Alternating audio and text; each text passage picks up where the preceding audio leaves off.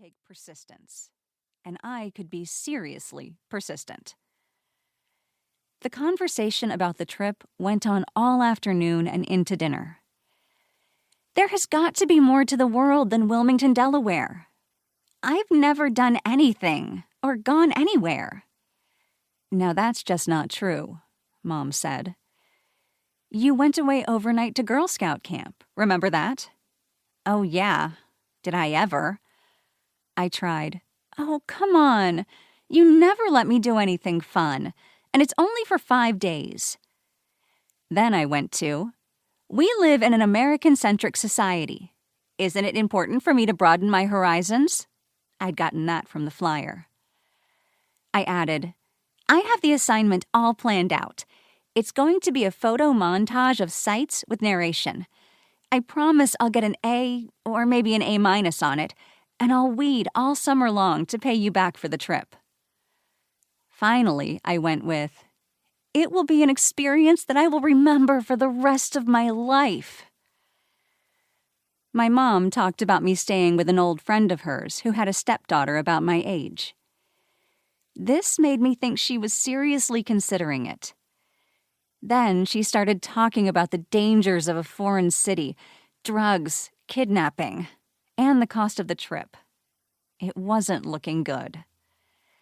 Then, I don't know what happened exactly, but at that moment, on Marsh Road, in Wilmington, Delaware, a miracle occurred. They said yes.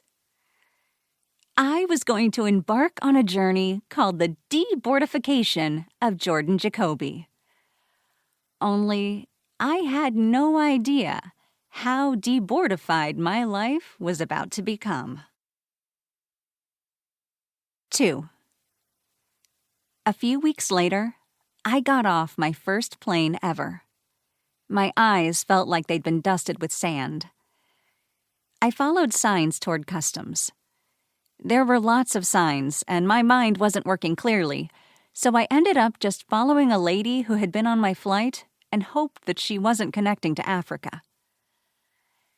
After I waited in line, a customs officer stamped my passport. England. It was official. I had arrived. I looked for someone who matched Caroline Littleton's online picture. Instead, I found a tall man in a simple black suit holding a sign. Jordan Jacoby. I'm Jordan, I told him. Welcome to London. I'm Liam. Shall we get your bags and proceed to the manor house? Sure, I said, half excited to be taken to the manor house by a chauffeur, and half bummed that Caroline hadn't met me at the airport herself. Very well. Off we go. His accent was so sophisticated. I loved it. I followed him to the luggage claim and then outside, where he opened the back door of a black car with a rounded roof. The first thing I noticed was that the steering wheel was on the wrong side. Well, maybe it wasn't wrong if you lived in London, but it was opposite from the U.S. I'd never been driven like this, like by a driver. Carpooling didn't even compare. I wouldn't see the airport again for 5 days. As far as programs abroad went, this one was short, over spring break. The only requirement was to return with the assignment, a summary of my trip. My grandparents had gotten me a new phone with a really good camera, for pictures and videos, just for the trip. Yay for grandparents! My parents had agreed that I had to get an A or A- on the presentation, and I would spend the summer pulling weeds to pay for the trip. It wasn't the dandelions and grass kind of weeding. It was the sweat and dirt and worms and poison ivy kind. They also gave me some money and an emergency credit card. If I charged anything to the card that wasn't a true emergency, I'd pay it off by spreading fertilizer around our tomatoes. You know what's in fertilizer? It rhymes with droop. We drove through London on the wrong side of the road. Well, maybe not wrong.